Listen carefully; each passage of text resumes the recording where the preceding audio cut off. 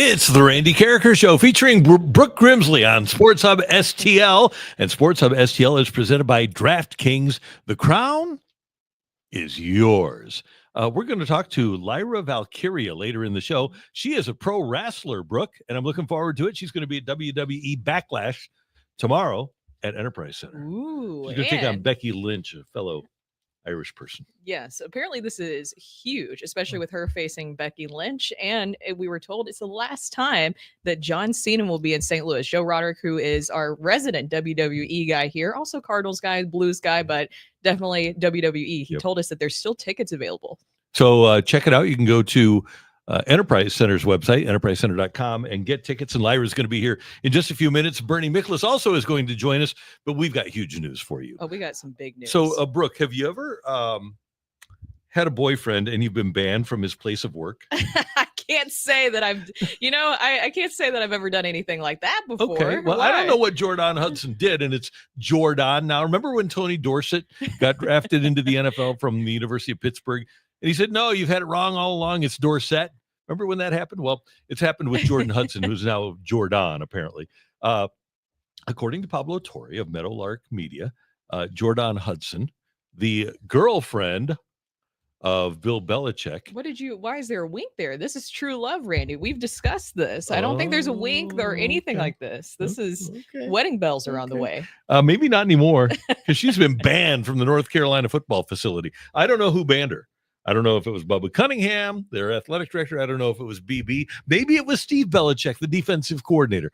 But somebody has decided to pull the proverbial plug on Jordan. Oh, man. What is going on here? I mean, nothing has been going on where there's been a lot of media scrutiny, or maybe that she's acting weird publicly, or that, that completely normal CBS morning interview where she interrupted Bill Belichick a million different times and he looked like a confused old man and like his granddaughter was handling him. It was like she was like his handler. I know. So it's interesting because in that story that Yahoo Sports has, it says one Bill Belichick family source adds, there is deep worry for how detrimental Jordan can be for not just North Carolina, but Bill's legacy, reputation, everything he has built and worked for over the decades. Okay. Bill Belichick's legacy and reputation is built upon Spygate and cheating. He won 3 Super Bowls because he was cheating. But Randy, his record after Tom Brady or without him.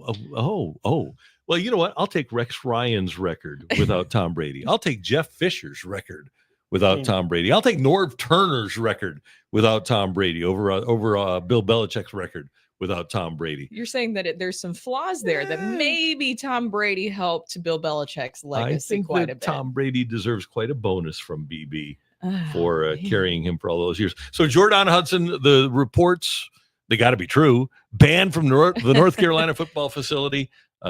What's the next step here? Do they break up? Or does he leave North Carolina and let his son take over? So that was my first thought is, what if he leaves? What if it seems like they're just so in tune together that he is everything that he does, she's involved with, like that interview. I mean, he has her involved even prior to this ban. Or she had to be involved with all the emails that were involved with UNC.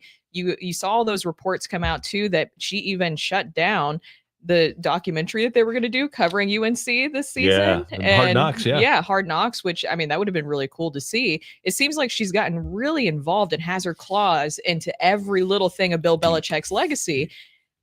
I think he might step away. Is that a crazy thought? No, that it's he not a might crazy step thought at away all. for young love? Does he have to make the choice between his true love, Jordan Hudson, and something that he likes, football? It sounds like his family wants him to get away from her, is what I'm taking away. And there were some reports, too, that his daughter-in-law has kind of put out some shady comments about Jordan, too. And so it seems like his family's even taking notice.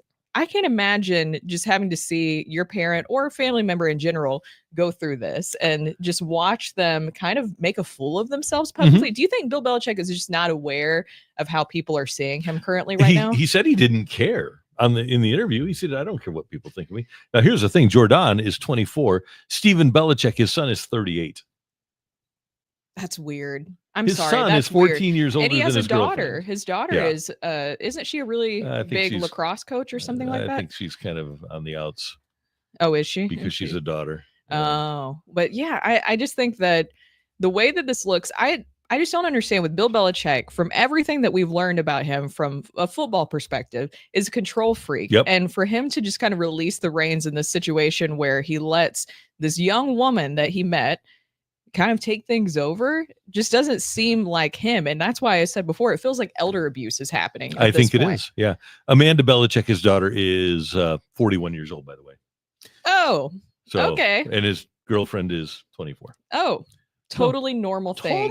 Totally normal things. So What do you think? Do you think that Bill Belichick will stay at UNC and Jordan will take the back seat? From everything we've seen too at the CBS morning interview, it seems like she's a very forceful personality. Would she even want to step back? Would this be a deal breaker for them possibly? That is my question. So what does he like better? Does he like her and what she can give him? Or does he like football better? You don't believe their love story of how they met? Oh, Randy? I think it's I think it's On the incredible. I plane? think it is. It's a lovely story. Serendipitous, if you will. It kind of is. Yeah, you know. But that being Planned said, whatsoever. I don't know that they've got a long-term future together. No. Because by the time she's 34, he'll be 83. I think that maybe that might be a part of her plan, Randy. I would think so. I think that this might be a part of her plan. Do you think that she wants to walk down the aisle with Bill so that she can get his money? I think so. Okay. I think so. I would love to know, because we also discussed that one story, because the Grimm report for a while just turned into the Bill Belichick and Jordan Hudson report, because it was something every single day. But she also had those properties, like an $8 million portfolio, just pop up out of nowhere. And that was just crazy to see. Yeah. We are going to talk some wrestling tomorrow night as we have WWE Backlash over at Enterprise Center. That's coming up, but I want you to know what's going on with your St. Louis Battlehawks, because you need to be sure that you catch all the Battlehawks Hub Weekly programming, now available on the Sports Hub STL YouTube page, with Luke Slaybaugh and Judy Strotter, as they get you all the Battlehawks news and opinion you need. Battlehawks coverage on Sports Hub STL, presented by Lee's Famous Recipe Chicken. With the new Lee's Famous Recipe Chicken Battlehawks box, you can score up to 30% off Battlehawks tickets, plus get 4 of their famous breast strips and a side of potato wedges for just $8.99. What a deal that is. Only at Lee's Famous for Chicken. Big one tonight, or this weekend rather, for the Battlehawks. They are going to be taking on the Memphis Showboats. Memphis is 1-5. If ever there was a must win for the St. Louis Battlehawks, I think it's this weekend. Brooke, is they need to get things rolling. 4-2, tied for the top spot in the league, and if they can get a win this weekend, that will be huge for our St. Louis Battlehawks. And there is the St. Louis Battlehawks box from Lee's Famous Recipe Chicken. I actually had that last weekend, and it was absolutely delicious. So if you're going to be checking out the Battlehawks, or if you're just going to be eating this weekend, get the Battlehawks box from Lee's Famous Recipe Chicken. It feels like you need to, especially with the potato wedges. Look at how delicious those are. The nice chicken tenders. It looks absolutely delicious. So not even just for the Battlehawks game, in general. I'm just hungry looking at it right now. Lyra, tomorrow night at Enterprise Center. And she is with us now here on the Randy Karraker Show, featuring Brooke Grimsley. Lyra, thanks for stopping by. How are you? We're thrilled to have you, and we're thrilled to have you here in St. Louis. How much are you looking forward to tomorrow? Oh, I'm looking forward to it so much. A very big matchup against Becky Lynch. Mm-hmm. So it's a big one for me. It's very important that I come out on top here. So we got a whole load of matches coming up, and I'm very excited for it. Now, Becky, like you, from Ireland, correct? Yes. Have you guys known each other for a long time, and is there a rivalry there? There's definitely a rivalry there. I met her once in Dublin, where I started training, when she came back to film a documentary for WWE, and then I didn't meet her again until we worked together in NXT. Mm-hmm. And then once I came up to Raw, met her again. So then her return for WrestleMania, that was a big deal as well. So then to have her turn on me right before Backlash, right after WrestleMania, very heartbreaking. I can't believe this would happen. It is.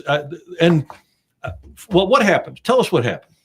Well, I lost my tag partner right before WrestleMania because it was Becky's big return. Mm-hmm. And then I let her down. I lost the tag team titles the day after Raw. Yeah. And the second I let her down, she turned on me. So was she really ever my friend? That's the You question. know? So motivation tomorrow. Yeah, there you go. I feel embarrassed that I couldn't see that she was always this way. Mhm. And I'm angry. I'm hurt and I'm angry and I'm ready to make her pay for that. I like it. Fair to say that this is probably one of the biggest matches in your career going into tomorrow, right? Yes. Because you're also defending your Intercontinental Championship. There's the belt in right match. there. Yes. Big defense. You know, I'm the first ever Intercontinental Women's Champion. So that's a serious weight of responsibility to carry on the shoulders. But look, I've beaten Becky once before and I know I can do it again. So Do you have to change up when you go against somebody multiple times? Do you have to change your approach, or can you just do the same thing that you always did what you did to beat her last time? Well, what I did to beat her last time was out wrestle her. Uh-huh. And Monday Night Raw a couple of weeks ago, I looked her in the eye and I told her, you might be the big superstar, but I am the better wrestler. And I meant that. So all I have to do this Saturday is go and do that again. Out wrestler, retain my championship. And, you know, I think that'll be the death of her ego. I love So that. there you go. Yeah. You're going to crush her soul, aren't you? I'm going to. Yeah, like she crushed mine and she crushed my old tag team partner Bailey's. Yeah, good. Now it's time for some revenge Yeah. this weekend. Talk about your climb and your journey through this. It's been meteoric, kind of. Like it's been crazy. It's been fast. There's been a lot of moments where I felt like it's out of the frying pan into the fire. You said this is my biggest match in my career. I feel like I say that at least once a month. You know, every opportunity just seems to get bigger and bigger. First evers, you know, bigger crowds, bigger shows, bigger reach. It just doesn't stop. So it's a crazy time to be a part of WWE, and it's a crazy time to be leading a division as the Intercontinental Women's Champion. So I'm very proud and I'm very excited to keep going forward. And especially on the women's side too, we've just seen the growth of that in the Yeah. WWE, where now the women are able to take more center stage in the Yeah. matches. It's been so explosive. You know, it's not abnormal for us to main event.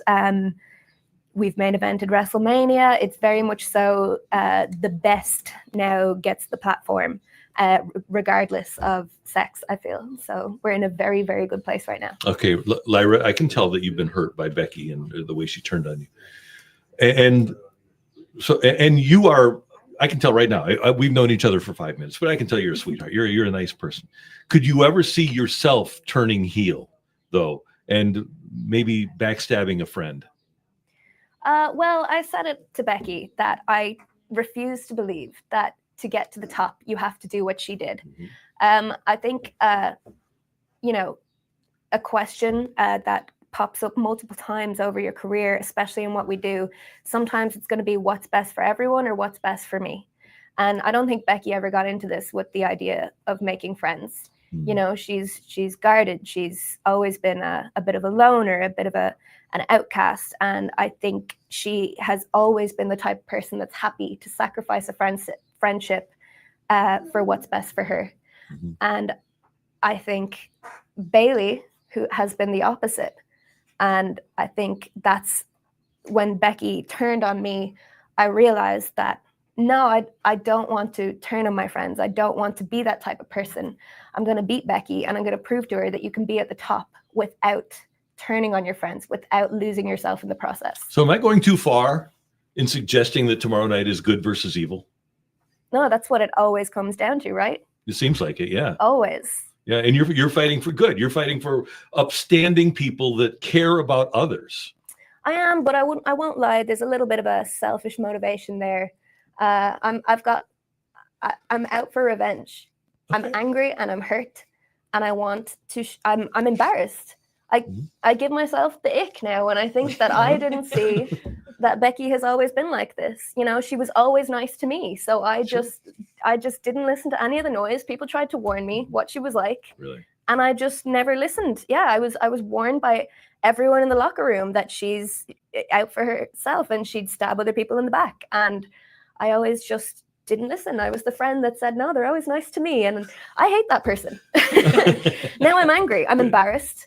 And I have to go out and show that I'm not thinking like that anymore.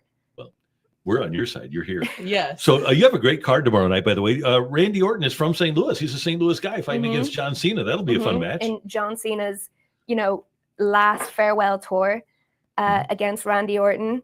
Again, like, it's crazy that it's such a massive show. We've got the Intercontinental Men's Championship on the line as well. There's so much going on. I think you'd be insane to miss this show. Oh, no doubt about it. And tickets available, by the way. Go to enterprisecenter.com and you can get tickets there. It is Backlash, WWE Backlash tomorrow night. Also, Pat McAfee. We're Pat McAfee people because he does a podcast. He's on ESPN every day. Have you been around many of the matches where he's been around? Have you gotten to know Pat yet? Yeah. Pat is incredible, and he's one of these people that you're like, oh, I hate that you make this look easy. He's so great. He's so fired up, and he's one of those people that just really draws you in and makes you root for him in everything he does. But he's going up against Gunther now. Yeah. And if it's on Monday, I'm sure it got under Gunther's skin when he looked Gunther in the eye and said, I think you've gone soft. But Pat's going up against Gunther, but Pat's got a lot to lose. Gunther is just gonna brutalize him, but we'll see if Pat can take that in the ring. He's been at the other side of the commentary desk watching, so he knows his stuff. He's had nothing. He's been just watching every move of Gunther's for however long. So who knows? Maybe Pat will come out and on top. I just wanted to mention, as you talked about, a meteoric rise for you, of the people who are familiar with you and who haven't watched, which they should, and hope you guys will this weekend here. 1 year ago, where you were called up to the main roster, and you talked about this being a meteoric rise, and you've accomplished so much. Queen of the Ring finalist, inaugural women's Intercontinental champion, it's okay, women's women's tag team champion, and held 2 titles at the first ever WrestleMania. But if you beat Becky this weekend, where will that rank amongst all those honors? Well, that has to be number one, right? The most important match is always the next one. And this is going to be a huge, what's the phrase? Like, you have it or you don't. Like, there's a lot riding on this for me. I have to, I really stepped up and stood out, and I told Becky how it is, and I have to now live up to the fact that I can beat her. I can out wrestle her. Once that bell rings, I have to put my money where my mouth is. So it's important. Lyra, do you remember when you got interested in this? Was there somebody that you were watching, or was there an event that you were watching that made you think, I want to get into that? Becky. That was Becky, It was Becky. The first ever NXT match I saw was Becky Lynch coming out Irish dancing. And she's the one that there was another Irish girl there. So I was like, how is there an Irish girl there? So it's even more hurtful that she, as a person, just hasn't lived up to who I hoped she'd be. We have some questions from some fans here. Fans on the couch ask, Lyra, if there's a superstar, past or present, that you would love to be in the ring with, who would that be? Oh, that's a tough one. Past or present? Well,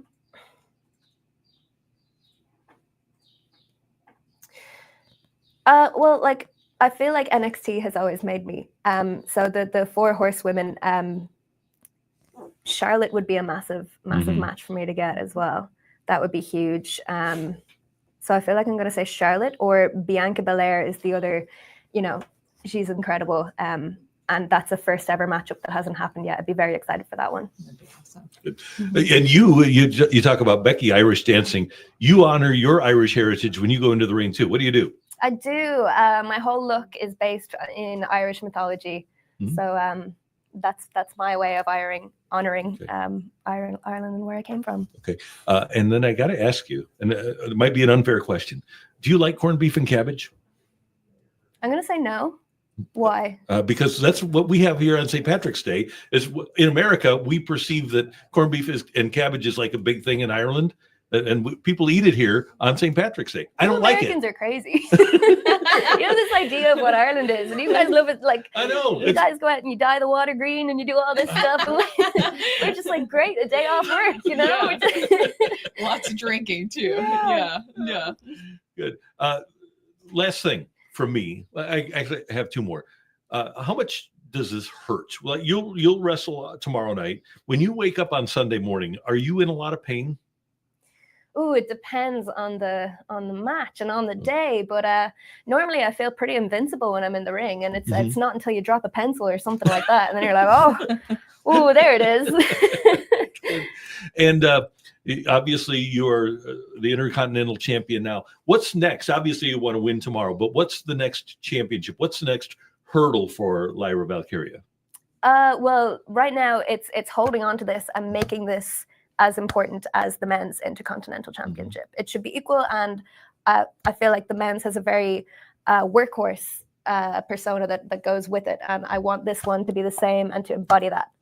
Good. Well, it's going to be a big crowd tomorrow. We can't wait to see you tomorrow night. Thanks for stopping by. We appreciate it. Anytime. This was fun. Thanks so much for chatting to me, guys. Yeah, no problem. And by the way, you can see Lyra tomorrow night at Enterprise Center. Tickets available at enterprisecenter.com. You're going to have a great time, and you're going to win. Of course. So you're going to have a great time too. I am. Thank you. Thanks, Lyra.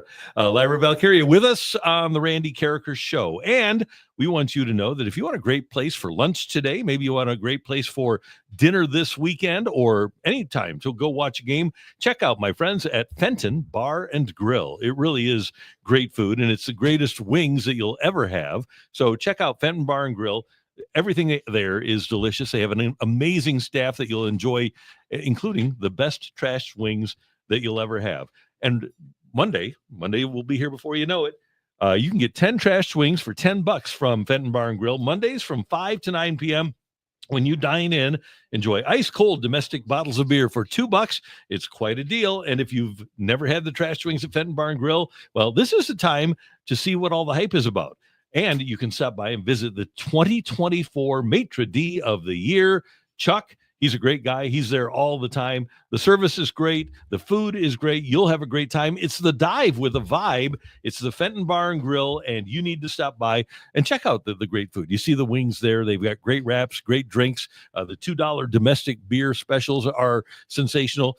I don't know how they do their tater tots, but they're the best tater tots I've ever had. So if you get the opportunity, stop by Fenton Bar and Grill this weekend, maybe after golf today, maybe for a lunch today or during the weekend, or if you want a fabulous dinner. It is the Fenton Bar and Grill. When you stop by, tell them Randy sent you.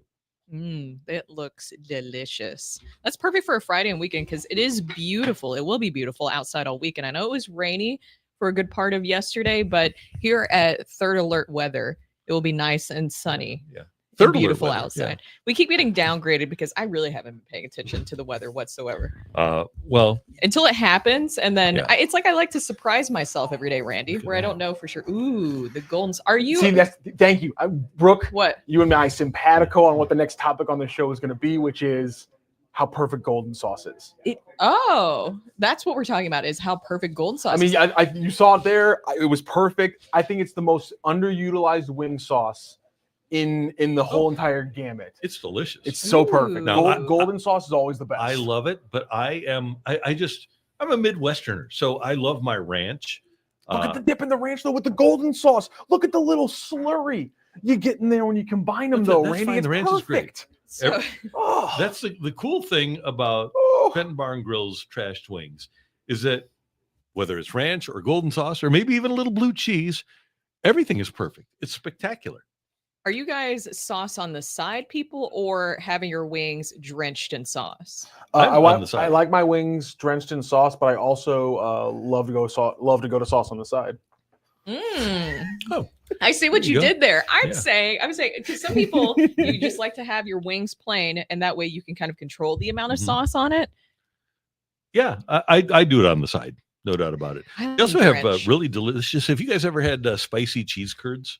Cheese curds. Spicy. Great. They have spicy cheese curds at the Fenton Bar and Grill. They do. They have sensational nachos, and I know you guys know because we've talked about this many a time.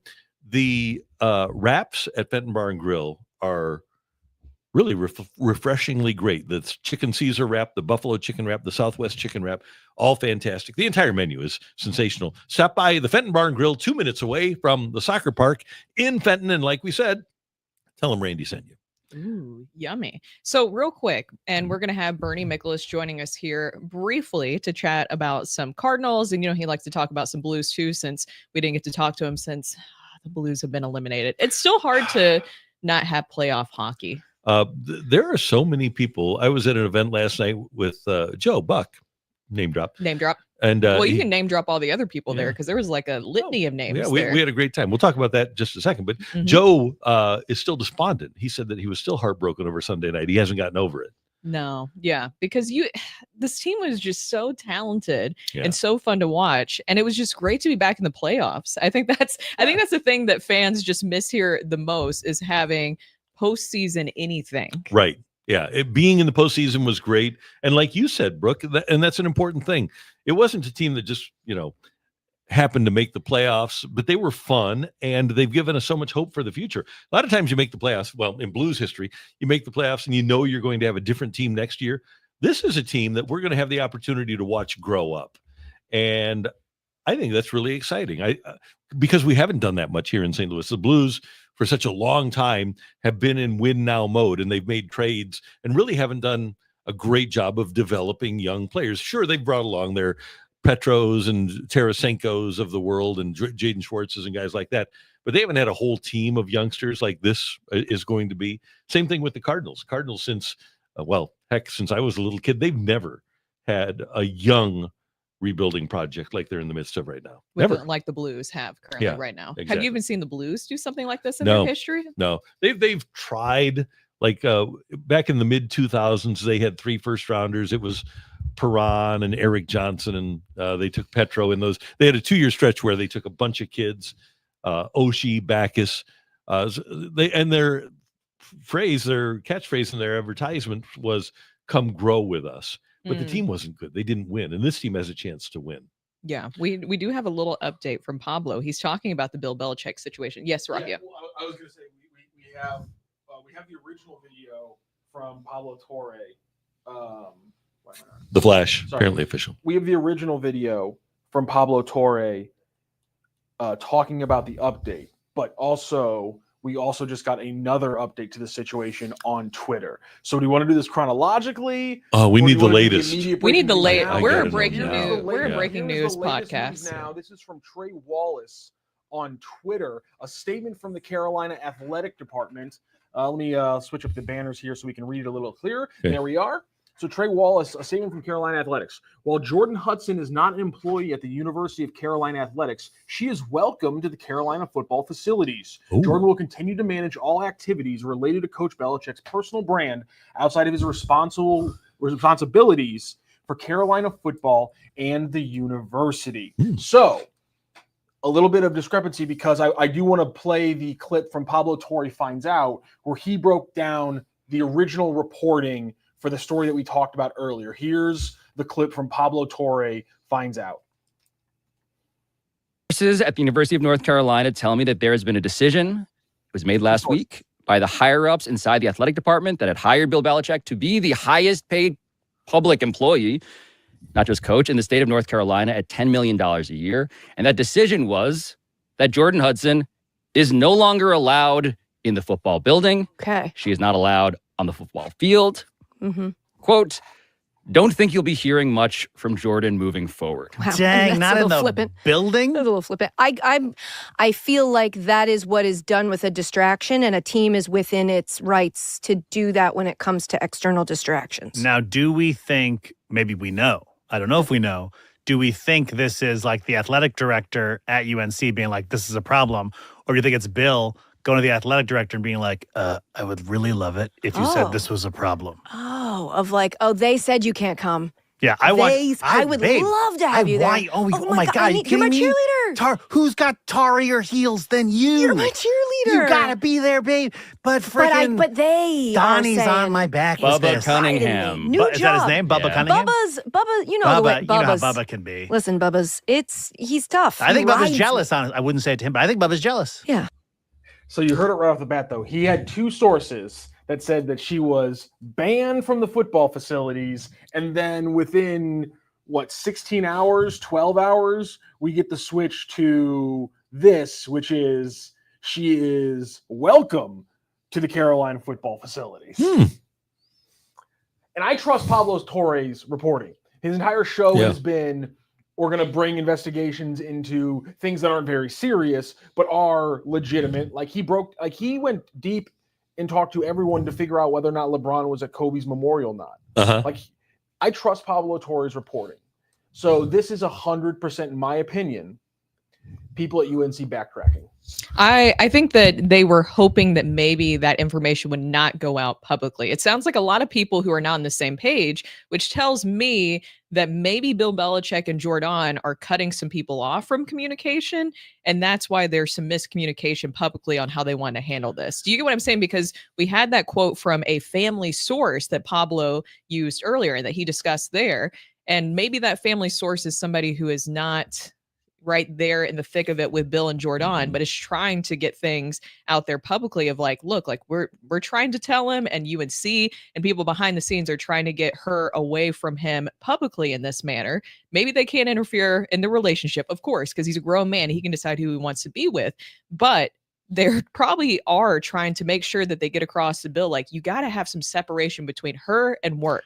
Because it is Bill Belichick, though, Brooke, would it surprise you if this story broke and Belichick went to them and said, look, it's her or me. You're either going to have her in the building or you're not going to have me in the building. Ooh, man, this is why did she shut down Hard Knocks? Could you imagine the filming of all this behind the scenes? But she took this away from us. Yeah, but I could totally see that. I could see that 100%.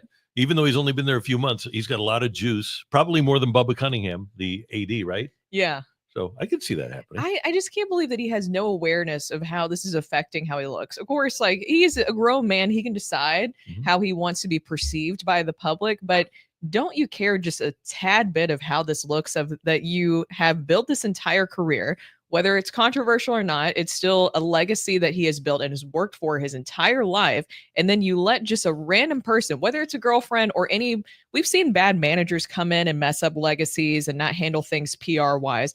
But this is a girlfriend that you're letting just come in and control your legacy from here on out. Because if you even think about it, him going to college football, it did seem like, okay, you're kind of giving up a little bit on the NFL. The NFL turned their backs on you because some people thought maybe he would be a coach elsewhere after the Patriots, and that didn't come into fruition. But in college football, this is an opportunity where there's not a clear face in college football right now, and Bill Belichick could have turned into that guy. Right.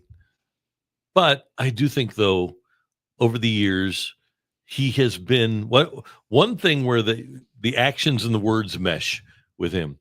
He clearly doesn't care what people think. When you look at the way he and then he dresses, the way he dresses, the way he conducted himself in press conferences with the Patriots, the way he conducted himself in the interview the other morning on CBS This Morning, he doesn't care.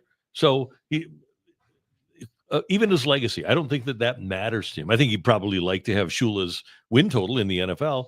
But at the end of the day, I don't think that Bill Belichick really cares. And I don't think, to the point of the texters, I don't think that'll affect an 18-year-old either. I think an 18, 17-year-old youngster that might commit to North Carolina is not going to be swayed by the presence of Jordan Hudson. Do you think that all the players had to sign NDAs where they couldn't discuss any of the stuff that they're saying about Bill Belichick? Bill Belichick makes it clear to his players that what happens in the buildings and his assistant coaches, what happens in the building stays in the building. Don't you think in this day and age of NIL, where yes, your team's getting a lot of attention, and these young players like attention, right? Like they're football players, they like attention, but then the attention's not on you. Do you get what I'm saying? It's not necessarily about what you guys are doing on the field. If things go south, what is the first thing that people are going to say? Oh, Bill Belichick was way too distracted by his girlfriend. Everything will always be about Bill Belichick and his girlfriend with his team, rather than maybe even the players and what they're doing out there on the field. But I think everybody in that building understands that that's not reality. People might say, it's kind of like what Kerry Davis told us one time. He had a bad ankle and he's at a grocery store in the produce department, right? And somebody said, "Why are you here?" He said, "What do you mean?" We said, "Why aren't you getting your knee treated or your ankle treated? You're injured." And he said, "You realize that we do have lives outside of the football facility." And I think that's probably the way that they look at it at North Carolina, that Bill has a life outside of the football facility. You're telling me that athletes are allowed to do things outside of the sport that they play? I know. It's shocking to hear. Yeah. What? That's crazy. It is. Yeah. You were reading some of the comments there. Yep. I like this this handle here on the YouTube. Mason Win, MACE apostrophe N underscore win. Mason Windu. No, Yeah. do you know what you're doing right now? Are you doing it? Are you doing your thing? What? Are you doing your thing where you make fun of Star Wars? No, look at the bottom tweet. Mason. Yeah, no, I'm looking at it. Okay. No, I'm looking Why at it. is this? Why am I missing something here? Yeah, it's both a Cardinals handle and a Star Wars handle. Oh, Because Samuel L. Jackson's character in Star Wars is named Mace Windu. oh, I didn't know that. Okay. So honestly, maybe it is Mason Windu, but I think it's just a Star Wars handle. Well, he's got the honestly. N though, I Mason know, I'm just window. saying. Okay. Anyway, can't wait for some pick six action on DraftKings related to Jordan Hudson's props. I think that'll be a lot of fun. Oh, that's good. Can DraftKings do that? Yeah. Can they? Oh, well, why not? They should get into that. They should. They should. Yeah. So as you know, we are hardcore sports here at the Randy Karraker Show featuring Brooke Grimsley.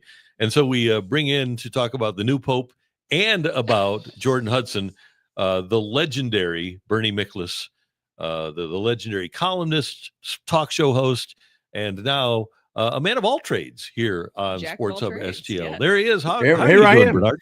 I'm doing good, and on the to celebrate the new Pope, I'm wearing one of my favorite caps.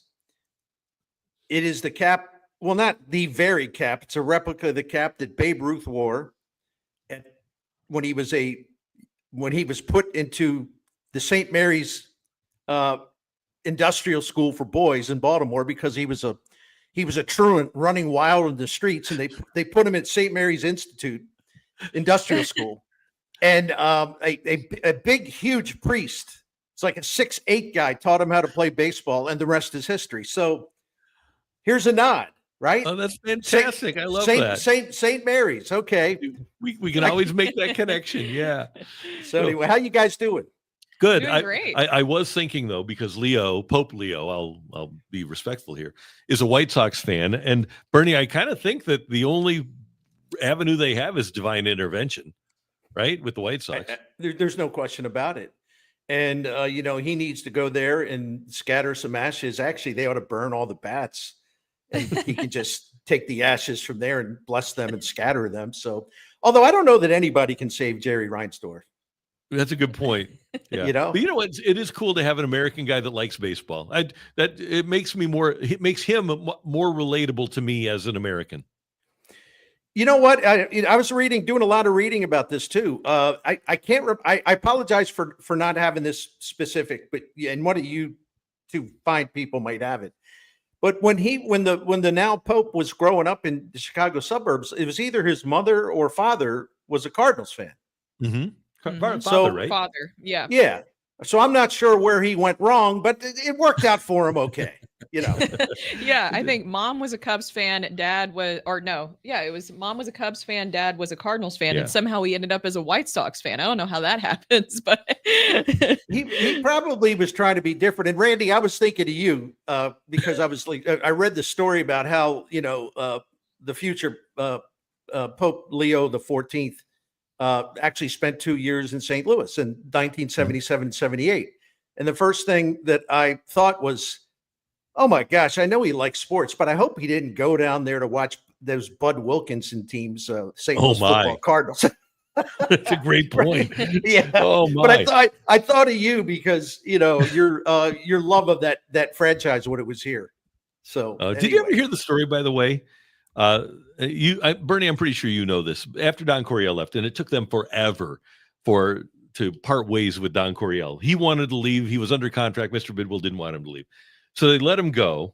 And Mr. Bidwell always enjoyed surprising the media. Bernie, you're well aware of that. Oh, yeah. Well, so one morning in the Globe Democrat, during the coaching search, there is a photo of a coach getting off of an airplane at Lambert Field that is going in for an interview with the Cardinals. And the photo shows up the next morning in the Globe Democrat. And the guy is summarily dismissed as a candidate by Bill Bidwell because of this photo that everybody knew he was being interviewed. Mm-hmm. The guy's name is Bill Walsh, the head coach at Stanford. Oh, I didn't know that story. Oh my.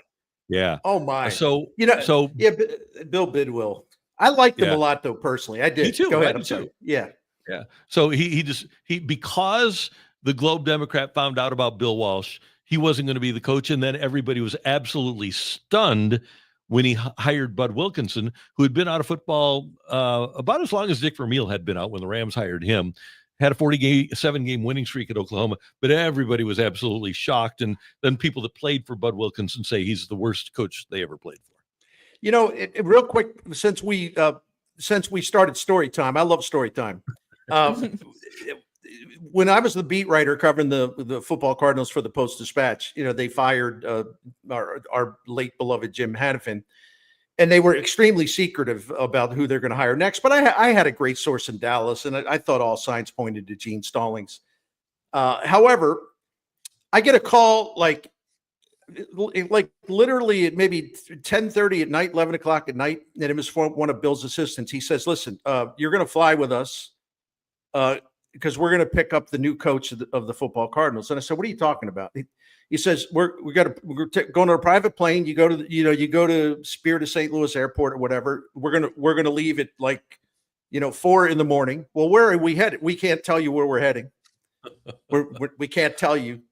And I said, well, what? No, it's 100% sworn to secrecy, but you're not going to know where we're going anyway. And so you'll know when we get there and when we, we're on the ground, and you'll see who gets on the plane. So adventures with Bill Bidwell. So, I knew we were going to Dallas. I couldn't swear to it 100%, but I think it was anyway. I played along, and I have to say it was a lot of fun. That's very cool. Doing the spy versus spy thing, right? So anyway, Bill was one of a kind. He really was. Bernie, looking at this team right now with the Cardinals, playing well, they're winning, which is fantastic. But, and I'm not trying to nitpick things here, but this is something that I know that you've discussed and you've written about. And I find it really intriguing because we just can't exactly crack the code on what to do with these young players and runway. And that conversation surrounds really Jordan Walker and Nolan Gorman, right? Those are the two players we're really looking at this season of making sure they had enough runway and that they would have enough opportunities to be able to evaluate them more than we have in past seasons. And right now, both of them are hitting below the Mendoza line. When does that runway exactly run out for those two? There's a couple of things. Ollie Marmol told me in a question I asked him at KMOX a couple of weeks ago about this very thing. Walker and Gorman are struggling. Is this runway unlimited? And he said, no, it's not. He said, we're not even thinking about this now. It's still really early. But, at some point, especially if it looks like they've been defeated mentally and they've lost their confidence and it's too much, we have to do what's best for them by, intervening and putting them in a place where they can just regroup. But he obviously wasn't going to, mention a timetable. My friend Katie Wu, and I do, Cardinal territory with her on YouTube a couple times a week. She talked to John Mozeliak about this very thing, and she's got a story. It's either out now or will be soon. Mo told Katie Wu, he said, no, this runway is not infinite. It is very much finite. We're trying to win. And, at some point we're going to have to do what's best to win, which I find kind of interesting because they didn't try to win when they were putting the team together in the offseason, but whatever. But Katie said, so I'm passing along information to her after she was doing some canvassing. She said she thought if she were to sort of generally look at a time frame, she said, I don't think this will be a factor until maybe the Cardinals get into June, first week of June or so, maybe second week of June. That seems like a reasonable time frame. What do you guys think, though? If they're not doing any better, would you wait that long? Would you give it till June 1st or June 10th or whatever? Well, we're only talking 3 more weeks. I think so. And I talked to Ollie last week, and they're happy with the approach mentally that Jordan Walker is taking, but it seems like Gorman is kind of on a different plane. I look at the two differently because, Bernie, I think they have left-handed hitting that can replace Nolan Gorman, and maybe they'll just decide, okay, it's never going to happen for Jordan Walker. We have to move him out. But if you're trying to win, I guess the one move that you can make, and we've talked about it here, is you could try to find a way to maybe you play Burleson in left and DH Herrera every day. You've got to have Herrera's bat in the lineup every day if Walker's not going to be in there. Herrera would be the nominal right-handed hitting replacement for what Jordan Walker was supposed to be. Yeah, and I think, and by the way, just before I came on with you, I completed doing my Bernie Show video today for SportsHubSTL.com on this very subject about I'm all in on Ivan Herrera or Ivan Herrera. I'm sorry, I always say that. I am all in without hesitation on Ivan Herrera as the DH because the Cardinals' DH position is awful. They're getting embarrassing production from their DH spot because they just keep cycling guys through. There was a study done a little while back by Baseball Prospectus, and they found that when you plug a guy into DH and he is your primary DH, you get much better numbers from that than if you sort of go with, we'll give this guy a half a day off, and where you cycle in all these guys and they're like minimal DH, part-time DH guys. You do better when you have full-time DHs. And they don't need him to catch anyway. But, Pages and Pozo this year have a caught stealing rate, throwout rate of 29% combined. That's 7% above the league average. They're above average at nabbing base stealers. And take a look at the stolen base totals in the National League Central Division from the Cardinals rivals. Those teams will run wild on Ivan Herrera if he's behind the plate. It is what it is. Since the start of last year, his caught stealing rate is 6%. You just can't have that in a division where everyone's trying to steal bases, and they're good at it. So anyway, that wasn't exactly your question, but I wanted to promote my little video. So no, I listen, the one thing I like about Nolan Gorman, and I'm not trying to let me find something nice to say. You know me, I'm all about the numbers. This year, his rate of chasing pitches out of the strike zone, it basically a huge problem for him. His rate of chasing pitches out of the zone is way down, and his strikeout rate, while high, it's also down pretty significantly from last year, which ain't saying much. But my point is, he's showing that he can improve his plate discipline, and I think for him, that's where it all begins. So, I have a feeling he's going to maybe bust loose here soon. I mean, and I could be wrong, obviously. Walker, there's a lot of things to like about him, and he's got one of the fastest bat speeds in Major League Baseball, and he hits the ball really, really hard. His exit velocity is really, really high. I mean, and if he can just stay away, from chasing pitches low and away, that's been his problem. I think it'll click for him. So I'm not ready to pull the plug on these guys yet for 2025 because I see some things that tell us maybe it's going to fall into place here soon. But at some point, you got to move on, right? Yeah, and that's what, sorry to interrupt, but that's what I was kind of thinking to what you were asking about, how long does this runway go? And maybe, Bernie, this was just me going to the season because they only spent $2 million in free agency and getting Phil Maton. So I already knew, and I heard the whole approach. I bought into it of, this is going to be a season to evaluate and develop guys. They bring in Brant Brown, who is working with them. He worked with Nolan Gorman this offseason, and they were attached to the hip. That's what you were talking about yesterday, that these Gorman and Brant Brown work together. So then if you send them down, would that be counterproductive? Because isn't that kind of the whole purpose of bringing in Brant Brown, of course, to be your hitting coach, but to make sure that they could help develop guys at the major league level. And I knew that there was going to be some growing pains at the major league level. I just wanted to see a whole season of what it looked like where they could work through adversity for once here. And yeah, you're so right about that. And listen, Brant Brown is really good at what he does. And both of those hitters individually, think they love him. They really love working with him, and I think he's helped them out. It's not showing up in batting average, on base percentage, and slugging yet, but when you're also changing guys the way they approach things, it's a lot of times it doesn't happen overnight. It takes a while. And I know it sounds like I'm making excuses, and I'm not. I'm just trying to be patient with two guys that if they could get going, this Cardinals offense would be spectacular. It's really good without them doing much, if you look at where they rank in the major leagues in all these categories. So I think it's worth waiting on them. And again, I see a couple things about them that I like, but I go along with what Ali Marmol said. That if it gets to the point, and you can always tell, you can always see it, where they just look defeated.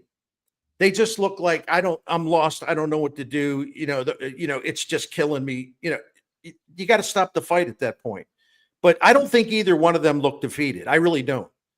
They're still trying to find it, but I think they're pretty positive about what they've been working on. Bernie, do you take much out of the 5-game winning streak, especially the fact that the bullpen during the 5-game winning streak has a 1.02 earned run average because it was mostly against Pittsburgh? Do you take anything less out of it?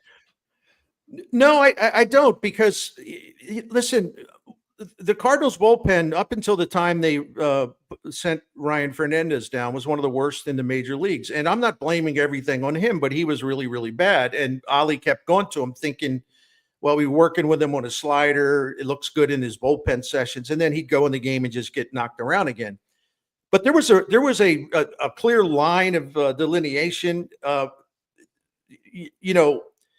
They sent him down like after the April 23rd game where he gave up a walk-off in Atlanta. Second game in a row, actually, I think, or something like that. And since April 25th, they have one of the best bullpens in baseball. So I agree. They turned it up to a new level on this homestand, but their bullpen has been going great since they made that change. And then when they made the change, they started to repurpose guys. They put Graceffo in the bullpen. Now they're committed to Matz in the bullpen. Who else am I missing? They moved some pieces around. Yeah. Thank you. And McGreevy came up. Right. Yeah. And so that triggered a huge change. So I really like this bullpen. And one thing, and I'm going to work on a column after I'm done with y'all. One of the reasons why they've been so horrible on the road this year, because their bullpen was just ghastly in terms of just being absolutely horrific on the road.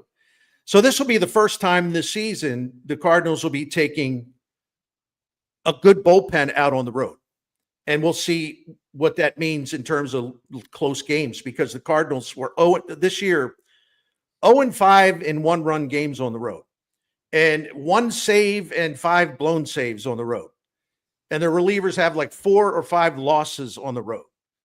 And so we say, well, why are they so bad on the road? That's the number one reason. So I've got more optimism now that they pulled the plug on Fernandez and they repurposed their bullpen. So we'll see. This will be their first real big test. But Randy, to your point, listen, I think you play the games on your schedule and you win or you don't. Like the Cardinals lost a series at Pittsburgh, so I and everyone was just making fun of them for that. So I can't, not that you're doing that, sir. And I'm not saying you're doing that, but I hear other people do it. And I hear from other people, you can't. So if they do what they're supposed to do, they beat the Pirates at home. You know what? You're going to nitpick it. Oh, it's just the Pirates. Well, yeah, they're on your schedule. You either beat them or you don't. You're better, so you should beat them. And that's what they did. So I give them credit. And the pitching, the starting pitching's been good. Hey, the defense has been great all season. Now the bullpen looks like it's turned around. The offense, I think, is good, but inconsistent. So I don't know whether the Cardinals are a contender or not. As I said in a video I did yesterday here on the Hub, I think the Cardinals are in the waiting room to be a contender. In other words, you got all these teams like waiting to determine, well, who's going to get the call to be a contender. The Cardinals are in the waiting room, but I don't know. I'm not ready to say, oh yeah, they're definitely in contention. They're in the waiting room, but they have some stuff to prove yet.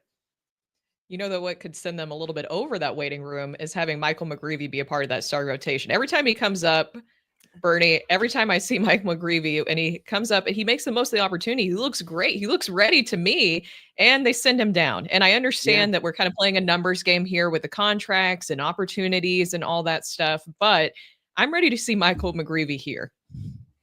Yeah, I am too. And I look at it in an abstract way as well. Like how many times, how often all of us have talked about, well, the biggest problem the Cardinals have had in recent years is they don't develop starting pitching. They just don't develop starting pitching. Boy, it's such a huge problem. It's one of the reasons why Bill DeWitt hired Hein Bloom.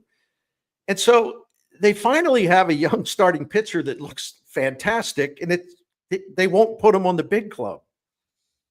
And all of us for years have been saying, wow, who was the last homegrown Cardinals starter who I think Jack Flaherty was pretty good, really good one year. Michael Wacha was really good until that shoulder blade thing, came up. But it's been a long time since they've developed a guy that can be a good starting pitcher in the major leagues for a long time. And yet they have one, and he's fighting the good fight at AAA. So I don't know. I understand what they say, but they've blocked him basically because they're committed to veterans, the payroll politics and all that. Well, and the frustrating thing from my perspective, Bernie, is that you're giving all of these young position players runway, and then next year, Miklasz won't be here, Matz won't be here, Fetty won't be here. So you're going to have to give the young starting pitchers runway next year when the young position players are ready to take off. Right. I agree. And so I would hope, if nothing else, Randy and Brooke, that they'll get to the trade deadline, and if they can find a taker for Fetty, maybe Matz, I think it's imperative for them to open a spot or two in the rotation at the deadline to put McGravy in the rotation where he's going to be able to make 2 months of starts, which will prime him even better for 2026. Bernie, I want to talk to you about stolen bases. Right now, the Cardinals, by a wide margin, have the most stolen base opportunities in Major League Baseball. They've stepped to the plate 593 times with a runner on first or second with the next base open. Number 2 in Major League Baseball is the Tigers with 569, Cardinals with 593. So the Cardinals have had 593 opportunities, yet they're 17th in stolen base attempts this year. Do you think that they need to be, and you, as you mentioned, the offense has been going great, but should they be more aggressive with these opportunities and the young players and the young athleticism that they have? Well, I'd like to see it, in a perfect world. Yeah. And in fact, I think Victor Scott needs to go more often because he's terrific. 11 out of 12. And he's tied for basically the fastest sprint speed in the major leagues. But I always think about this problem, and then I go back to something, which is, well, who else on the team is really good at stealing bases? Mason Wynn, for all his qualities, it has not been an effective base stealer. He just gets thrown out way too much. I don't know why. Who else can steal? Newt Bar, I guess, a little. Brendan Donovan's not a base stealer. Who am I missing? And I'm not trying to be a smart aleck. I don't know that they have guys who are good at it. And I hate the idea of running into outs, but they could be more creative. Like Ali Marble, I think one of the reasons why, he likes Mason Wynn hitting second, I think they want to do some hit and run stuff. They can get their runners moving. They can put more pressure on the defense. But I guess I'm just old school from the standpoint. It's like, I don't want to see them losing base runners trying to steal guys who aren't good at the craft, See, and there's a difference between being fast and being a good base runner. Keith Hernandez was a great base runner and could steal bases. Even Albert was a guy. Paul Goldschmidt was a 30 stolen base guy. You said you use the term good at it. And that's the thing. Brendan Donovan's fast enough to be a good base stealer. We've seen Alec Burleson do it. I just think that when you have that many opportunities to get a runner to second, especially with the way defenses are set up to defend the run in 2025, I think there's more opportunities out there than just taking 35 chances out of 593. Well, no, as a matter of principle, you're absolutely correct.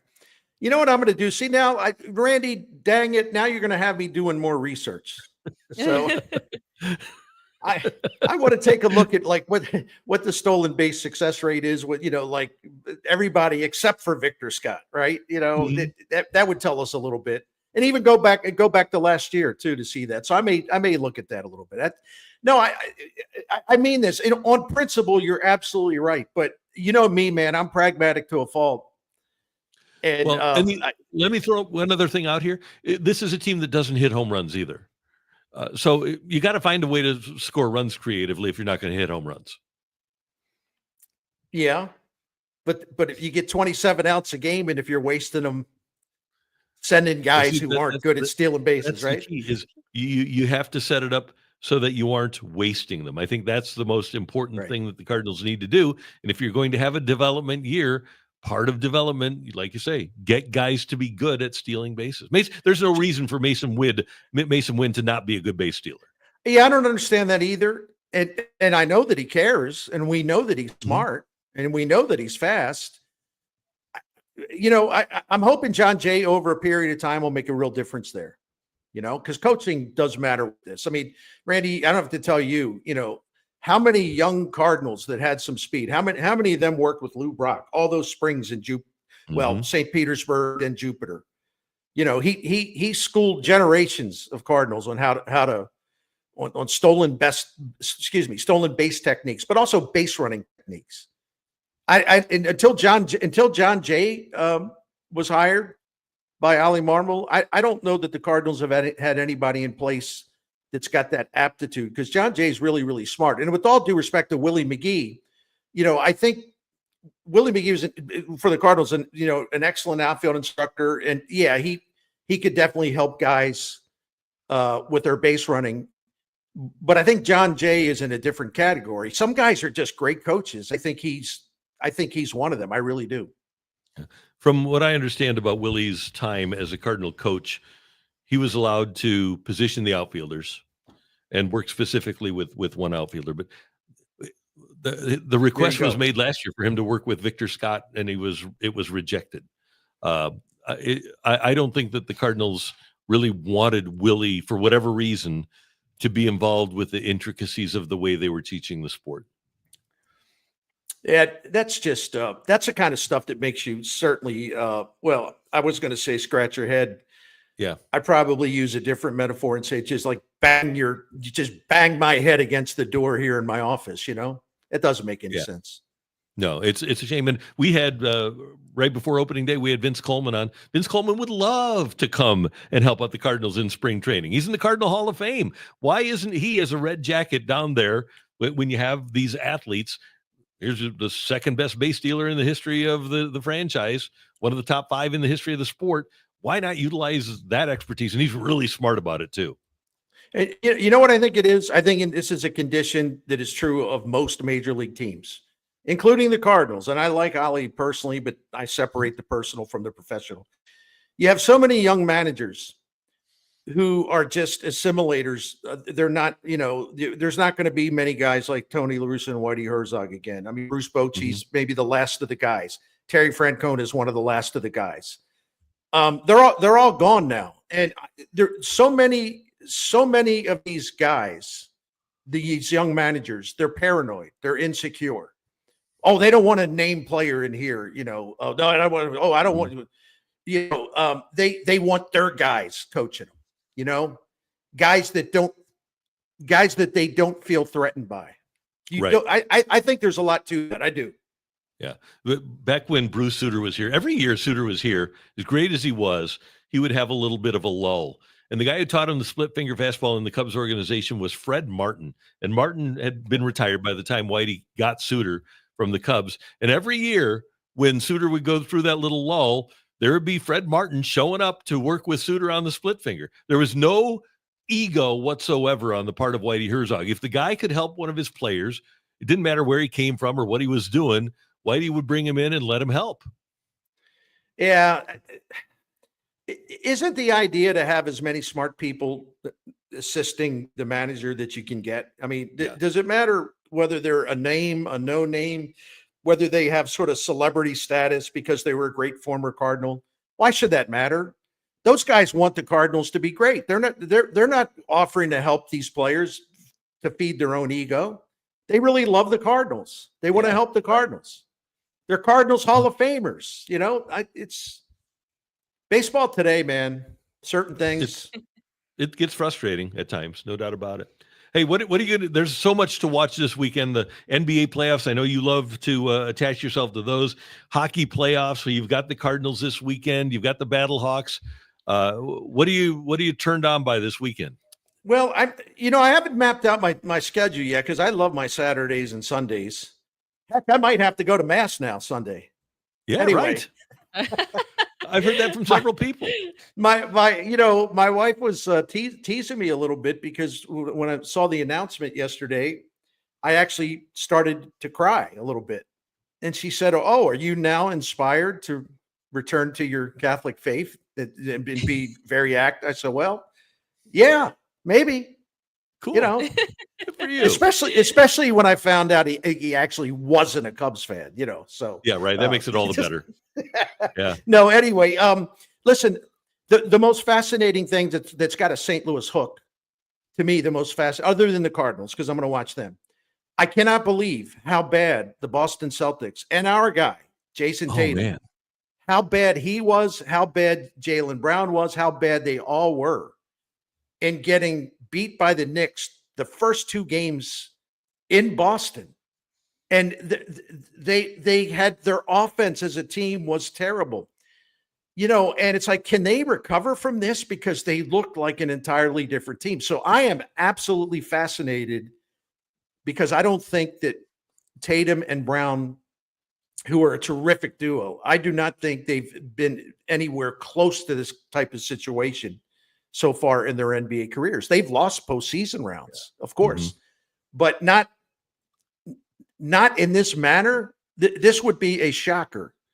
And so, yeah, I'm all in on that. Just seeing whether they can turn this thing around. I think I'm going to get into hockey more when it gets to the conference finals. Frankly, what it is, Randy, and I do so much stuff and I love my work, but it's like I don't have as much time at night to watch TV. And so I sort of put things aside and get to them, watch them later. Right. I record things, so it's hard for me to take in as much live sports as I'd like to. Bernie, one more little Pope note here, by the way. I don't know if you've seen this. The city of Chicago produced a Pope before it produced a quarterback who threw for 4,000 yards. Didn't know that. It's pretty good. Isn't that something? Hey, I think so Paul Christman is still not Paul Christman. Sid Luckman is still the all-time Bears quarterback leader. One of my friends sent me a text message late last night with a photo, and it made me laugh. Like 10 o'clock at night, I started laughing. It was a picture of side by side the new Pope and Shedeur Sanders. It said time. How many days to get picked? And it had Shedeur Sanders 3, the Pope 2, right? So I thought that was funny, right? Awesome. Yeah. Hey, brother, have a great weekend. Oh, you know what? Our buddy, our mutual friend, Chris Long, was in town last night. He's reestablishing his foundation big time here in St. Louis. And he wanted me to say hi to you. I love that guy. I'm so glad. Keep the St. Louis connection going strong. And I'll try to text him or something, but yeah, anything I can do to help that out, I'm all in. He's one of the classiest people to ever represent a St. Louis sports franchise. Love that guy. Total class. Funny, intelligent, all of it. Yeah, he's brilliant. Bernie, have a great weekend. Thanks, brother. See you later. Always love visiting with you guys every Friday. I look forward to it. Thank you very much. Thanks, Bernie. Thank you, Bernie. It's a great Bernie Miklasz here on the Randy Karraker Show with Brooke Grimsley on Sports Hub STL. That was great stuff. That was It's great great. stuff. And the Pope. I mean, the Pope has made a lot of people emotional. Well, this is the most I've honestly paid attention to this. Well, he's American and he likes sports. Yes, likes sports. Seems to have also the true kind of Midwest tale of a guy who ventured, obviously born in Chicago, around Chicago, and then also worked here in St. Louis for a little bit. Yeah, right. Yep. And then went to Peru, Illinois. Mm-hmm. Or was it? What are you laughing at, Matthew? He's being funny. First of all, if he had gone, it'd be Peru. Oh, Because in Illinois, we all know Peru? that they change how they pronounce European and non-American things because it's Marseilles and Versailles, Illinois. Versailles, so it'd be and Des Plaines. Yeah, Des Plaines. Des- It'd be Peru, Illinois. But I think he actually went to the country of Peru. Oh, because yesterday he Oh. said to all my people in Peru, I thought he just made his way from Chicago to Peru, Illinois. Yeah. Okay. Unfortunately, the mission at Peru, Illinois, did not have his leadership, Okay. Oh man, and they were worse off for it. I think it it's would make sense to for me. My big thing was just I can't believe I have to deal with like more sanctimonious Big East fans. Yeah. Like, come on. Like, we need like a Villanova fan. I did like Notre Dame with a little egg on their face. How are you Notre Dame? And a Chicago priest becomes the first pope, and he didn't go to Notre Dame. Talk about dropping the golden ball, really. Domers. What are we doing here? Yeah, no doubt. So I'm trying to. Oh, here's Peru. Okay, so Peru is just west of LaSalle, Illinois. So near Jonesville and near the Illinois Valley Regional Airport. So or Loyola, Chicago. Yeah, that's a good one. So there you go. Okay, so amazing. So we now need to you get know to the Pope talk, but first, should we do DraftKings? Yeah, we. You know what I think we're going to talk about, and this is very important stuff to talk about. Yes. Hold on, maybe we should do DraftKings. No, I think are we going to do Sports Hub STL post game? Whatever you feel like. Hot shots. It's your show. Oh, thanks. Sports Hub STL post game shows are brought to you in part by Hot Shots. They invite you to come out to their St. Charles location on Sunday, June 1st to celebrate their 35th anniversary. The fun starts at noon with a parking lot party featuring the Budweiser Clydesdales. Prizes will be given away all day. There's going to be a darts tournament at noon. Brooke, do you call it bags or cornhole? I say cornhole. There's going to be a cornhole tournament at 2, plus a chance to win Hot Shots tacos for a year. All you need to do is win the taco eating contest. Congratulations to Hot Shots on 35 years. Don't forget, you can say hi to Rizzuto and Rafe from 105.7 The Point. They're going to have celebrity bartenders from St. Louis City SC. It's going to be an awesome day. St. Louis, home for all the games all the time since 1990. Find yours at hotshotsnet.com. I think it's time for the Grim Report. The Grim Report is Pope talk because, as we've discussed, this is newer territory for me. And this is the most I've ever paid attention to this, if I'm being quite honest. In the South and specifically Middle Tennessee, there's not a lot of Catholics that I grew up around. So this is something that was very interesting to me. So I knew that we've discussed this. This is a huge thing, finding a new Pope. Your ancestors are going to be like, she's a papist now. They're going to be so disappointed in you. Do you think my ancestors were Catholics? Well, okay, on one side at least. Maybe, yeah, the Irish side. No, they're like the Irish English side. Oh, the Irish. Well, that's the thing. Irish Catholic. I don't know, because the Irish would be Catholic, the English side would be Protestant. I think we can all. I don't know. Grimsley is an English last name. So I have a feeling your ancestors probably on that side, probably not a big fan of you diving into the papal history. No, I think diving into the papal history, I don't think it matters what religion you are. I think I don't know. I have no idea. I have no problem. Yeah. So Protestants fought like a dozen wars to not have the Pope but be... we should know the history, right? You should. No idea. I have no idea. So this is the most I've paid attention to a new Pope. I found it all exciting, dramatic to see how it played out yesterday. We got to break the news of the smoke, and that was interesting to me. And now we have the new Pope, as we discussed, and he's an American. So now I'm even more interested in learning about him. So his name is Robert Prevost, correct? And he got to pick his own name. And that's something else I didn't know. I didn't know that popes could pick out their name. So he's Pope Leo the 14th. And we discussed too of what he truly was a fan of. If you saw the discourse on social media yesterday, the Cubs were claiming him because there was a report that he was a Cubs fan. And so then the Cubs were on social media posting stuff about how excited they were.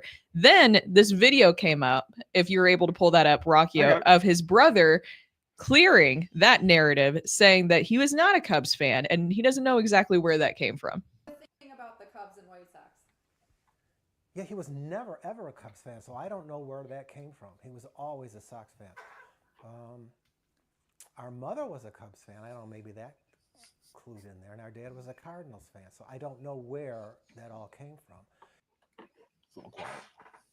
So he's not sure, but he ran through the run there. The parents had a split household. Mom was a Cubs fan, dad was a Cardinals fan, and so young Bobby decided to play the diplomatic side. I feel like probably that was maybe foretelling what he would do in his future. He took the diplomatic side, and he became a White Sox fan. Really a sacrifice if you think about it. So if his dad was a Cardinals fan, then I think that and then he was in St. Louis for a little bit. I think that St. Louis can get like maybe a tad bit of credit here for some of his upbringing. Well, the White Sox fans and Cardinal fans are kindred spirits in their hatred of the Cubs. Perfect. Yes. So at least that we have that going on. But like I said, I find it fascinating that he was able to pick his name. And my question when I walked in today was, if you could pick a pope name for yourself, what would it be? Because I didn't know that. I didn't know that you get to change your name. And I think that's like the coolest thing ever. And so it has been presented to me that I can't use Quinchon. No, you got to pull like Okay. at least from some kind of like It has to Catholic be history. from Pope history. Okay. Yeah. What was the one that you were saying yesterday resurrected somebody, Rockio? That'd be a good one. Randy. Okay, here's my thing. I feel like that's just like the first Pope Peter, because Peter, like, no, I wouldn't go. resurrections were like a cool thing that happened for like 30 years, and then they kind of stopped happening for the rest of human history. So yeah, I don't really. I think unless it was the second Pope, who I don't know. The second Pope was Linus, which is not a name I'm going to roll with. How about Telesphorus? It's kind of like a flower That's a cool company, one. Telesphorus. Oh, wow. Sixtus? Sixtus is a good one. Sixtus. If you are somebody who is a very clean person, you could use Hyginus. There's no way that that's how it's written. Hyginus. I always thought one of the coolest one, and I don't know how many there have been. How many Calixtus is a That's a good one. pretty Yeah, freaking. Calixtus. I always thought Calixtus was an awesome name, and there have been 9 Pope Callistuses. No, 2, 3. I'm Mike Francesing this thing. There's been 3 Pope Callistuses. I would be cool with being Pope Callistus the 4th. Okay, so do you know, like, can the Pope donate goods to people because the Pope I is imagine, generally a good yes. person? Okay, so what I would do, Mhm. I would be a Pope who donated a lot of clothes to people that needed them. Okay, Okay. I don't know where My you're going. name- I'm afraid of where God. this is going. I my don't know. name would be Urban. I would be Urban Outfitter. So Pope Urban, the I really was famous Pope worried Urban, about where that could go. the but really that was famous better than Pope I thought. Urban called the First Crusade, Randy. That's why He's that's why the Roman. name He was a Urban- Roman citizen. Yes. He feast day 25th of Wow. May coming up. Also revered as a saint in Eastern Christianity I think it's a with the different same Urban. feast day. You're talking about the first Urban. Yeah, I'm talking about the more famous Pope Urban. Meyer. Pope Urban II, who was called the Oh. First Crusade. Okay. I'm just throwing in the history that I have when I have it. I find this all interesting. about so you? as Do you have as a name that you like? Catholics, I don't know. I think I would just pick something easy. Julius, Ooh, that sounds. Liberius. Gregory. There's a There's Gregory. Gregory's fine. John is an easy one. But as Catholics, because we have some Catholics in this room, Yeah. how much pride do you guys feel? Because we heard from Bernie where he said he shed a tear and will be going to mass. Yeah. Is there more pride, I guess, for the American Catholics that you finally have an American in there? So I'm only like fake Catholic, but yeah, just because he's. Do you guys want to hear the story? Yeah. Okay. Do I want to hear the story? Yeah. So do you? I'll tell the story if you want. I mean, it takes I like think Randy's going to tell it takes 3 anyways. minutes. Well, if you want, you. So okay, I know All right, let's now. hear it. I've teased you guys. Okay, so wanted to send the kids to Catholic school. Randy grew up as a Presbyterian, so we got to go to class. Randy's got to go to class to learn how to become a Catholic, and it's going to take like 6 months. And so the first meeting go into with the priest, and he knows what I do for a living, and we talk baseball all the time. The whole time, like an hour-long meeting, we're talking Cardinal baseball. Huge Cardinal fan. And I found out that the priest's name, and this was like in March that we were doing this, or the priest's favorite player was Bob Gibson. So opening day, 1st of April, I go to Gibby and I get an autographed ball. And so we go back in for the second meeting in April. This is supposed to be a 6-month process. It's a Saturday afternoon. And I walk in and I present him with the baseball, and he's very thankful. And we speak for about another hour about baseball. Gets to be about 4:30. He says, I got to get to mass. And I said, well, what do you want to do to schedule these classes? So you're good. That is the easiest way. I never had to go back again because I presented a Bob Gibson baseball, a Cardinal. So you don't feel like a real Catholic? I'm a fake Catholic. But I guess I'm somewhat official because it was signed off on, but I didn't take the classes. So anyway, that's why I'm a fake Catholic. But I kind of know what's going on because I did go to mass and learn through osmosis and stuff like that. I did change the Through names osmosis. I changed the names name You're of the words to fine. the song On Eagle's Wings? There's not that much of a. I mean, you're fine. Okay, You're- good. Thanks. You're pretty much So- saying the same thing. So the song On Eagle's Wings, if you're a Catholic, you know it.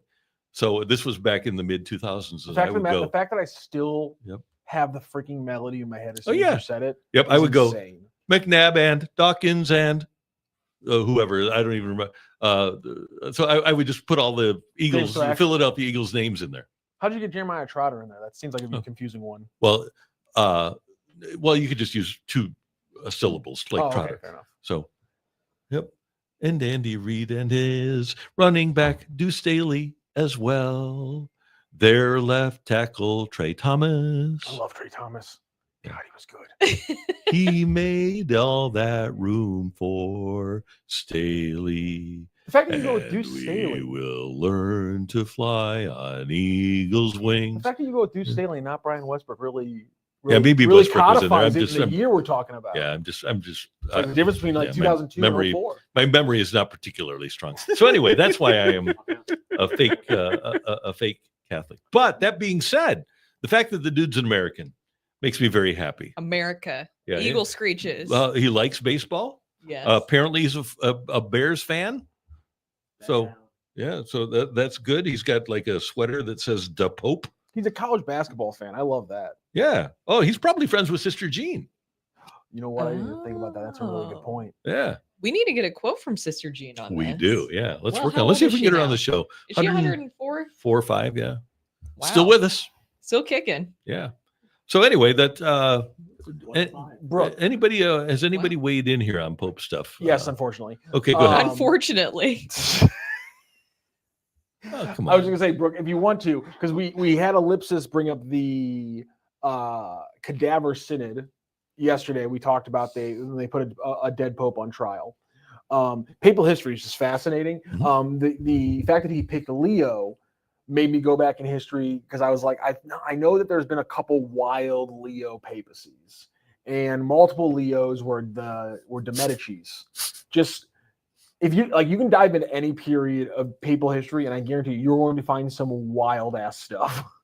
People are going to be having kids that shouldn't be. People are going to be getting murdered that shouldn't be. People are invading countries. People are getting excommunicated. It's fascinating. It is fascinating. I find all of it very fascinating. It's very fascinating. I'm learning more and more about it. So if you go to Italy now, Vatican City, order a Uh-huh. pizza, deep dish? No.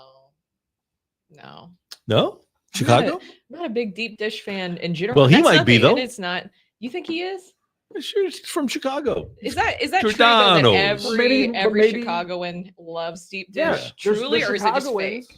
who like tavern style more than they like their deep dish style. And tavern style in Yeah. Chicago is a thin crust pizza, essentially. Oh, Like- so cover almost like St. Louis style. No, Yeah. they don't do Provel, and there's a stark difference between thin crust and cracker crust. My dad loves the Provel cheese, by the way. He always picks up Provel cheese nice. every time that they Good. come to I town. like Provel cheese is a Good. bad pizza cheese and a fantastic sandwich cheese. It's good on salads too. Great It salad is, cheese. yeah, It's it's good, great yeah. on salads. Because the one thing you don't want in salad is pull. You don't want your cheese to pull in a salad. It's just like And that's what perfect in it for Provel some reason. doesn't It adds do. like a good flavor to it. It was designed not to pull, so that you could just pull away the piece really quick, and there wouldn't be anything Mhm. dangling. Uh-huh. You could snap it in your mouth and keep on rolling. Our friend Lex Luthor says he doesn't really care about the Pope being an American. Oh, okay. Ellipsis 150 points out that he went to a Catholic wedding in a Catholic church and stood up and sat down for what felt like 50 times. Yes. 100%. Oh, yeah, You they do. do that. I yeah. finally got to go to my first Catholic wedding here in St. Louis. I think last year was the first time that I ever got invited to a Catholic wedding. That's And I was amazing. so excited. I knew Mhm. it was going to be long. I knew I was in for a long ride, but I was just excited to finally see one in person. And there was a lot of sitting and Yeah, there standing. is, yeah. There was If you a have bad lot. knees, it's not a thing. That's No. what you want to do. So you can't do the over under on the Pope anymore, but you can do an over under at DraftKings Pick 6 today. And DraftKings Pick 6 is what brings you Sports Hub STL. The crown is yours. All you need to do is select 2 or more players and choose if they'll have more or less of a particular stat. It's very easy and it's very fun, and it changes the way you watch sports. Pick 6 is available here in Missouri. It's also available in California and Texas and Georgia. And if you know a lot about baseball, you can cash in your knowledge with DraftKings Pick Six. And it's not just baseball. You can do basketball. You can do hockey. You got to download the app, use the promo code STL Sports, and you'll have a great time just watching games, playing the game. It's DraftKings Pick Six. The crown is yours.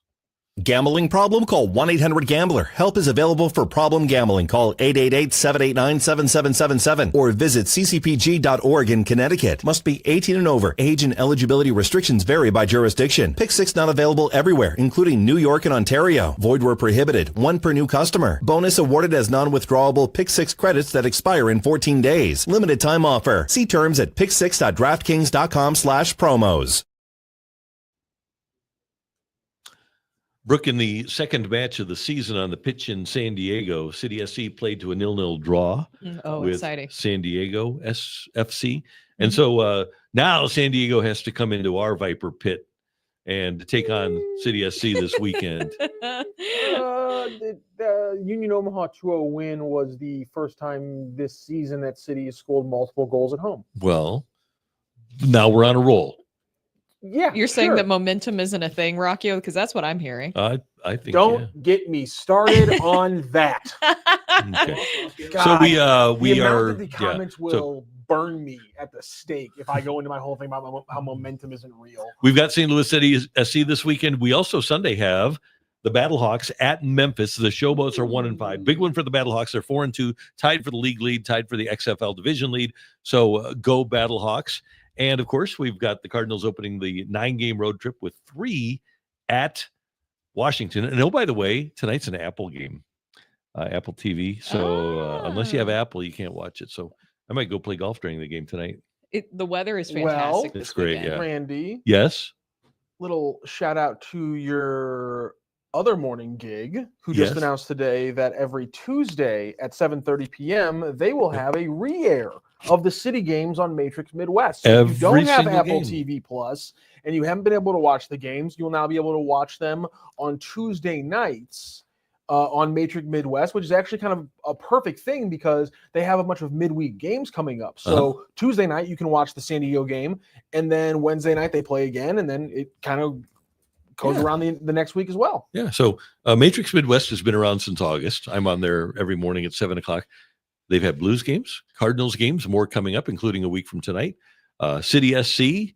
They've got the Missouri Valley Conference. A lot of stuff happening over there. And yeah, you'll be able to watch. Thank you, Matthew. You'll be able to watch City SC games, even if you don't have Apple. Now it'll be delayed. It'll be kind of like when we were kids and we had Notre Dame. And now we move to further action, but I don't think we'll have that. So yeah, it'll be 7 to 9 on Tuesday nights on Matrix. Yeah, so that'll be pretty cool. So this will be fun. Brooke, what do you got going on this weekend?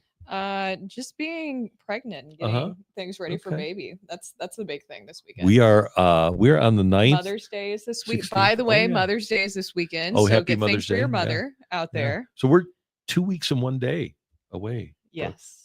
Unless he decides to come earlier, which is always a possibility. Always a possibility. Does it Always feel like it's a strong possibility to you? I have no idea at this No, point. really? We did do a bet, like a betting parlay at my baby shower. So there is some people who did put in for earlier that would be happy if that happened money wise.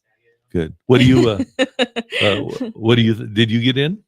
No, I don't Okay. think that we were allowed to. Because you can change things. Yeah, we can change things. How about you, Matthew? What do you got going on? You going to City SC this weekend, right? Yeah, I got City tomorrow. I have my cousin's wedding on Sunday. Ooh, All right. on Mother's Day? I think that is Mother's Day. Sunday I is believe. Mother's Day. Yeah. I didn't schedule it.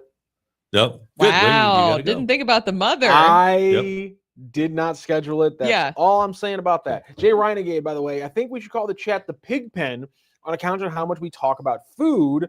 Ellipsis with a little bit of an edit says the trough because it's what the pigs eat out of. That's we can go either way. The trough. Also, The trough. it did make me think. Does it change your guys' opinion of things that there's a chance that the Pope at one point peed in an open trough?